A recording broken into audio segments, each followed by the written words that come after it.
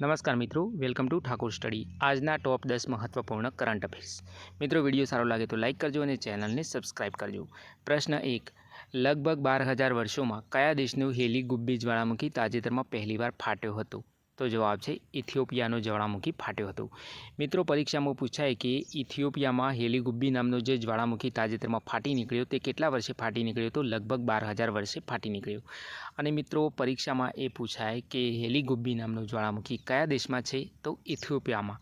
અને એવો પ્રશ્ન પૂછ્યા કે ઇથિયોપિયામાં હમણાં જ લગભગ 12,000 વર્ષોમાં કયો જ્વાળામુખી ફાટી નીકળ્યો હતો? તો તેનો જવાબ આવશે હેલી-ગુબ્બી જ્વાળામુખી। તો મિત્રો, હેલી-ગુબ્બી જ્વાળામુખી લગભગ 12,000 વર્ષે ફાટ્યો હતો અને તે ઇથિયોપિયામાં આવેલો છે। આગળનો પ્રશ્ન, હરિયાણાના રેવાડી જિલ્લામાં કયા કેન્દ્રીય મંત્રીએ તાજેતરમાં બાયોમાસ પેલેટ પ્લાન્ટનું ઉદ્ઘાટન કર્યું હતું? તો તેનો જવાબ છે કેન્દ્રીય મંત્રી પ્રહલાદ જોશીએ।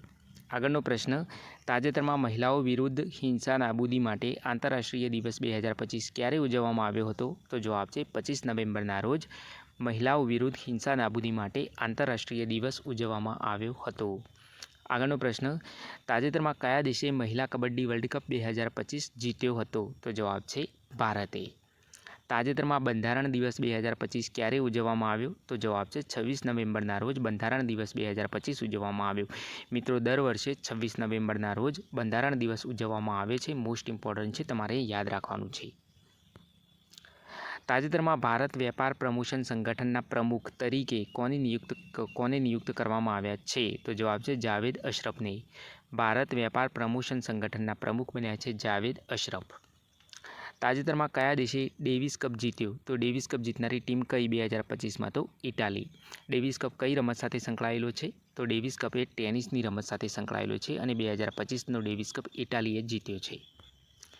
તાજેતરમાં ભારતે કાપડ અને રેશમ ઉત્પાદનમાં કયા દેશ સાથે સહયોગ વધાર્યો છે? તો જવાબ છે જ્યોર્જિયા સાથે। તાજેતરમાં કઈ રાજ્ય સરકારે 25 નવી ખાંડ મિલો ખોલવાની જાહેરાત કરી છે? તો જવાબ છે બિહાર રાજ્ય સરકારે। હા મિત્રો, બિહાર રાજ્ય સરકારે તાજેતરમાં 25 નવી ખાંડની મિલો ખોલવાની જાહેરાત કરી છે। લી સુન જે ઇનનું તાજેતરમાં અવસાન થયું, તે કોણ હતું? તો તે મિત્રો એક અભિનેતા હતો।